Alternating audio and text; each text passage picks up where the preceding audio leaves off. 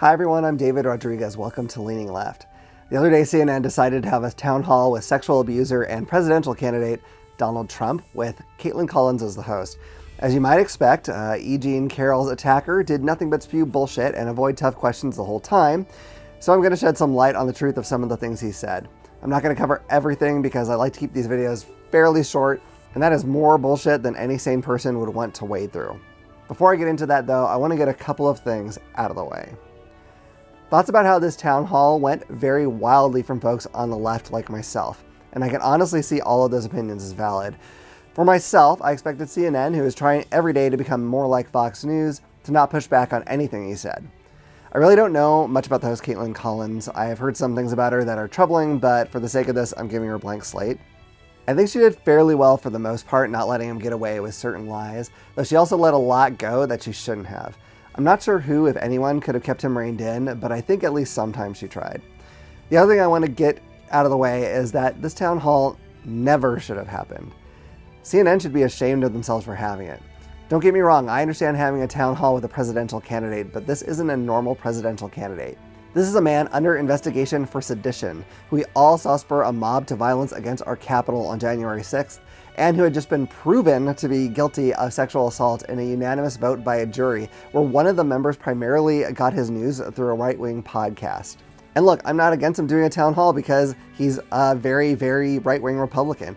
If they wanted to do a town hall with Ron DeSantis, even though I think he's probably going to be more dangerous in the White House than Trump would be, that's kind of okay because he hasn't actually done any crimes that we're aware of.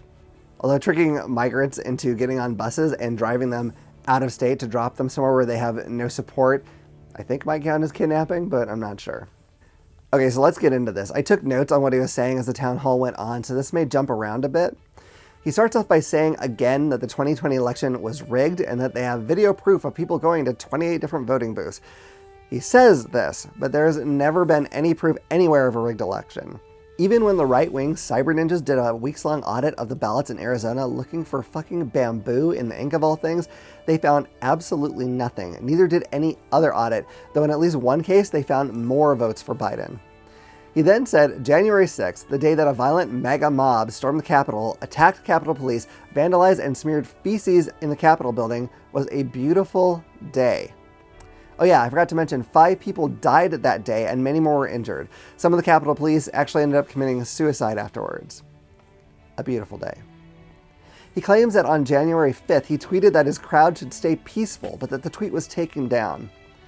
Listen, at the time, I followed Trump on Twitter, not because I was a fan, but because I wanted to keep an eye on what he was saying. I never saw that tweet, and I'm betting no one else did either. Collins pressed him on why it took him 3 hours to react to the violence, and he never answered the question. He swears that he offered 10,000 troops ahead of time to Nancy Pelosi, but no one has any record or knowledge of that but him. Maybe he thought he offered them to Pelosi, but he actually offered them to Marla Maples. He seems to get a lot of women confused with her. Trump then brings up Ashley Babbitt, the domestic terrorist who was there on January 6th as part of the insurrection, and through her own stupid actions got herself killed. He made sure to call the police officer that shot her a thug. Did I mention that officer was black? Interesting choice of words there, Trump.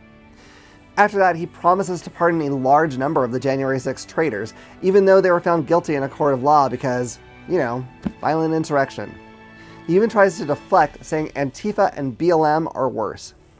It's probably worth noting again that Antifa isn't an organization. It's just short for anti-fascist. It used to be an organization called All of Our Military during World War II.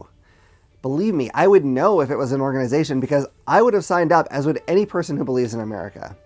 As for BLM, please show me where they committed sedition. And if you can find an example, please show me how that shows that everyone else who believes Black Lives Matter were involved. If you need to find someone like that, just talk to the first non-racist person you come across. Now for what might be the most gross part of the town hall, he decides to mock Jean Carroll, the woman who a court just found he was liable for sexually assaulting, implying that her story was ridiculous. The judge in that case went out of the way to give Trump extra time to come and defend himself, and he didn't do it. He didn't have the courage to look at Carroll's face and try to discount her story. He had to wait until he was in a town hall without her there, in a room overwhelmingly full of his supporters. What an absolute gutless fucking coward. Again, the one positive is, since he decided to defame Jean Carroll in that way again, right after losing a court case about it, she might just be able to sue the dumbass again. He then talks about inflation, saying it was our actions here that caused it, even though, and I can't stress this enough, it is happening globally.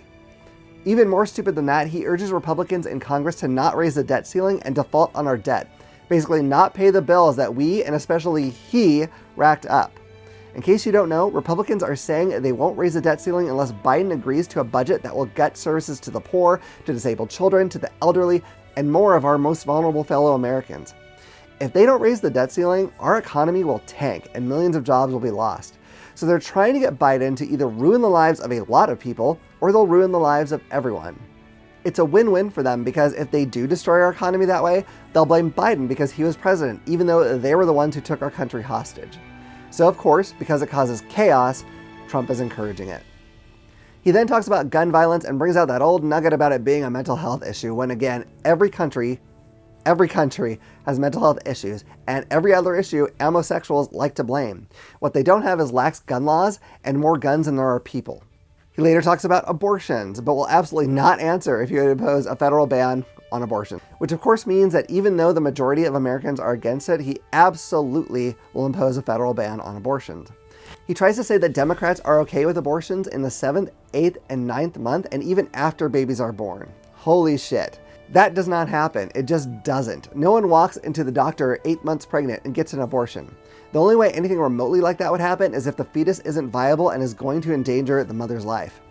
This is another example of a Republican getting people all worked up into a frenzy over something that isn't even real. If someone tells you this happens, they are lying to you. And if it's a news source telling you this, they aren't a news source. Then we get into immigration, so you know racism is coming. He says that migrants are sick and bringing sickness here, which, by the way, is the oldest racist trick in the book. He claims he finished the wall even though he is reminded that he only built 52 miles of wall. Then he tries to negotiate it down, saying he made hundreds of miles of wall, but again, he only made 52 miles of his useless monument to racism. He then defended his family separation policy, the one that separated thousands of children, including infants, from their parents for months or even years. Just to be clear, there is no defense for that level of vicious cruelty. He says that Obama built those cages, and you know what? He's right. Obama did build those for stays of no longer than overnight for families getting caught crossing the border. The Trump administration announced that they were going to start doing the family separations during his presidency. He's such a coward that he can't even own his own evil acts. He talks about Ukraine, saying he could end the war in 24 hours. He'd recently said in another interview that he would do that by letting Russia take a few cities. Those aren't our cities to give. He claims that this would prevent needless death. That's the biggest bullshit ever because the Ukrainians would still have fought without our help, but would likely see their civilians slaughtered in much greater numbers. Trump couldn't even call his boyfriend Putin a war criminal, even though he is blatantly committing war crimes. He did almost as much for Putin in this part of the town hall as he did when he got on his knees to unzip his pants in all those unannounced private meetings they had.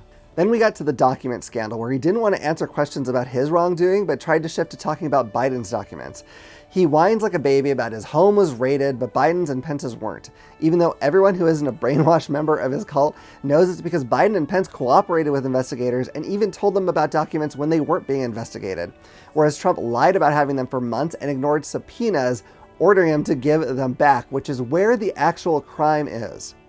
He tried again to say that he can declassify the documents just by taking them.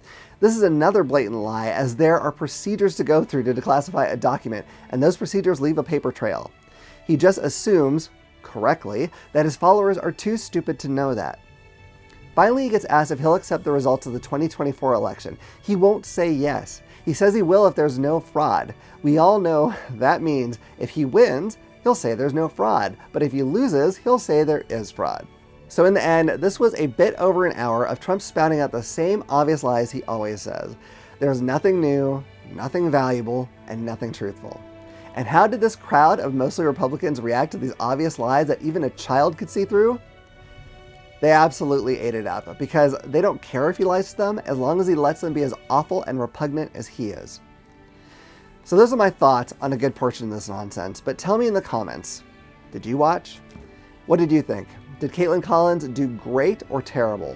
What was Trump's biggest lie of the evening? If you thought Trump was being truthful, who's helping you write your comment on this video? I'd love to know. But until next time, stay woke, stay vigilant, keep fighting, and remember, if you keep leaning left, you'll always be right.